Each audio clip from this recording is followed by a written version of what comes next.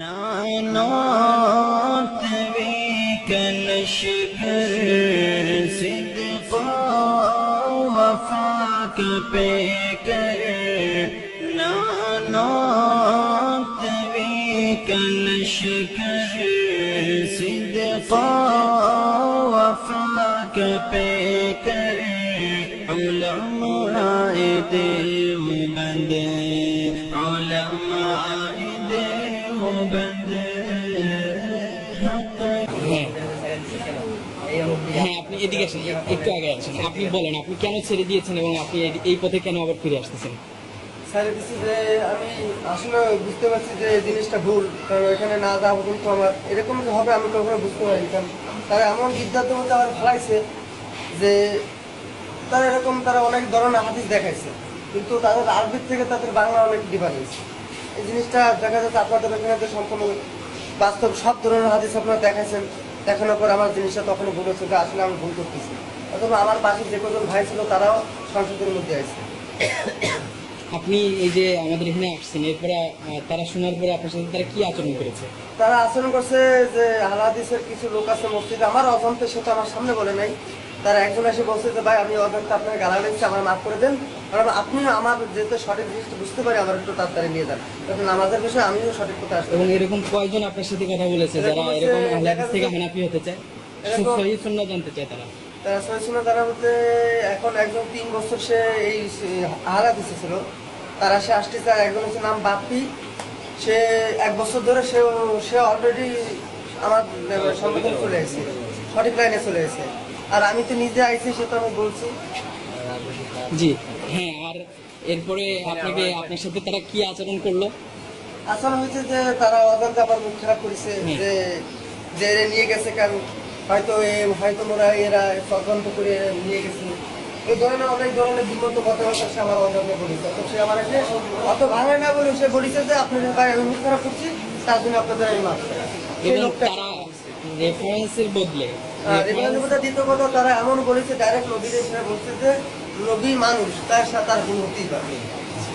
এরপরে তারা রেফারেন্স না দেখিয়ে রেফারেন্সের জন্য আপনি যখন তাদেরকে ডাকলেন তখন তারা আপনাকে কি বলেছে? বাংলাদেশের কয় নম্বর মানুষ তারা নিয়ে আসবে রেফারেন্সের জন্য? কালকে দেখা যাচ্ছে আমি তার সাথে 2-2.5 ঘন্টা তার সাথে তর্ক করার তারা বলছে যে বাংলাদেশের নাকি 4টি এই বড় ইমাম আছে, তার থেকে একজন তার নাকি আহলে হাদিস, তো সে বলছে তাকে নিয়ে আসবে, চেষ্টা করবে তার সাথে। সে ডাইরেক্ট বলে না, সে বলছে আমি চেষ্টা করবো তার আনার জন্য, যাতে জিনিসটা সংশোধন। আচ্ছা, আমি আপনার কাছে জানতে চাই, যদি একজন মুচি মেথর আপনার কাছে রেফারেন্স দিয়ে কথা বলে বুখারী শরীফের, তাহলে আপনার কাছে কি রাষ্ট্রপতির কোনো দাম আছে যে আপনাকে রেফারেন্স দিবে না?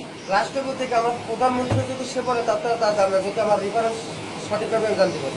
আচ্ছা, তাহলে তাদের ইমামেরও কোনো আপনার কাছে তেমন কোনো দাম নেই? ইমামের কোনো দাম নেই। আচ্ছা, একজন মেথর যদি আপনাকে দেয় রেফারেন্স দিয়ে কথা বলে, তাহলে আপনার কাছে কেমন লাগবে? সেটাই আমার ওইটাই আমার সই। আচ্ছা, তাহলে আপনার অনুভূতি এই আমরা বুঝতে পারলাম যে আপনি এখন সহিহ সুন্নাহ মানার জন্য তাদেরকে ত্যাগ করতেছেন। আমি সহিহ সুন্নাহ মানার জন্য তাকে ত্যাগ করে সাথে জি করেন, প্রশ্ন করেন আপনি। সুজন ভাই, আপনি তো বলেছিলেন আপনার জিজ্ঞাসা করেছিলেন আমার কিন্তু আপনি তো নামাজ পড়েন এভাবে কোন মাযহাব? আপনি বলেছিলেন কি আমার কোরআন সুন্নাহ, আমি কোন আহলে হাদিস না, আমি কোরআন সুন্নাহ আপনি যাদের আম দিচ্ছেন তারা তো আহলে হাদিস। তাদের মধ্যে 3 রকমের 3 জন, একজন হচ্ছে লামাযাব, একজন হচ্ছে আহলে হাদিস, আর একজন আহলে হাদিস। তাহলে এই বিষয়টা কি জানাবো? আর দ্বিতীয় কথা কি যে আমারে বলেছে কি আহলে হাদিস আমি না, সেই জিনিসটা মনে ভুল তারাও তাই বুঝাইছেন যেটা আহলে হাদিস না, এটা এমনকি এভাবে বুঝাইছে তারা। আচ্ছা, আপনার কাছে আমার একটা প্রশ্ন, যে আপনি যাদেরকে নিয়ে গেছিলেন তারা বলেছিল কিনা যে আমরা ঐক্যের পথে আসতে চাই? তা এখন আপনি যে বিষয়টা বললেন যে আমি লামাযহাবী, একজন লামাযহাবী, 3 জন আহলে হাদিস, 3 জন কাদিয়ানি, একটা কথা আর কি। তা আপনি এখন এর কয় গ্রুপ হলো, একতাবদ্ধ হলো কিনা? একতাবদ্ধ 2-3 জন তো লাইন আসলো, আর তারা করছে কি যে আমার যতটুকু জ্ঞান আছে আমি তার জ্ঞানের ধরে চলছি। আচ্ছা, তাহলে তার জ্ঞানটা ধর্তব্য হওয়ার জন্য সহিহ হাদিসের প্রয়োজন আছে কিনা আপনাদের মধ্যে? নিশ্চয়ই আছে, কারণ যেহেতু আপনার জ্ঞানের দরকার থাকে সহিহ হাদিস। তারা একথা বলছে যে তারা তো আমার ভুল ব্যাখ্যা দিতে পারে, আমি তো ভুল যদি ব্যাখ্যা দেয় আপনার সব ধরনের হাদিসে তারা দেখেছে। আচ্ছা, আপনার সেখান থেকে বলতেন ভাই যে এই জিনিসটা ভুল, আর যেহেতু আপনার আদৌ মোটেও বোঝে না, তাহলে আপনারা প্রশ্ন করেন। আচ্ছা, তাহলে রেফারেন্সের ক্ষেত্রে আসল যে জিনিসটা আরবির গ্রহণযোগ্যতা আপনার কাছে কেমন? আরবির গ্রহণযোগ্য তো সবচেয়ে বেশি, যেহেতু মূল সর্বপ্রথম দুনিয়ার হাদিসের শুরু হয়েছে আরবি দিয়ে, কিন্তু ওইটাই আমার সবচেয়ে বেশি থাকবে। আচ্ছা, তাহলে বাংলার তেমন কোনো আপনার কাছে নেই? বাংলা এখন নাই, কারণ এই কারণে নাই, কারণ আমি নিজে চোখে দেখছি যে বাংলা রেফারেন্স ভুল হয়। আর আপনার নামটা কি আমি জানতে পারি? বাসা কোথায়? মোহাম্মদ সুজন, আমার বাসা হচ্ছে রাজাপুর ক্লাব রোডের ভিতরে। আজকে 3 ইউনিয়ন ক্লাব রোডের। আমি কি এটা জানতে পারি যে আপনি কি স্বজ্ঞানে আপনি এই কথাগুলো বলতেছেন? জি, আমি নিজ থেকে সব জ্ঞানে, সব নিজে বুঝে সবকিছু নিজের থেকে বলতেছি। আচ্ছা, তাহলে আপনি কি আজকে আমাদের যে চ্যালেঞ্জ আমরা আপনাদের সাথে করলাম, সহি বুখারী থেকে সহি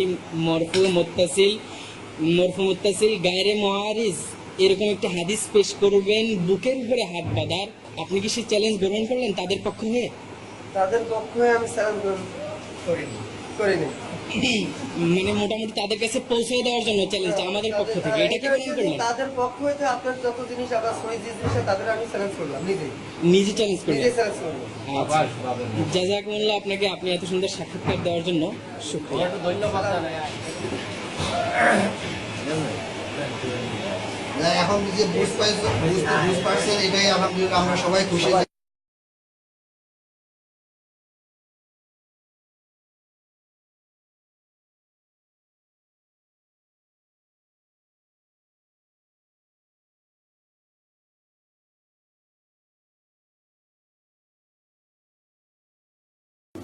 In the name of Allah, the greatest, the most high.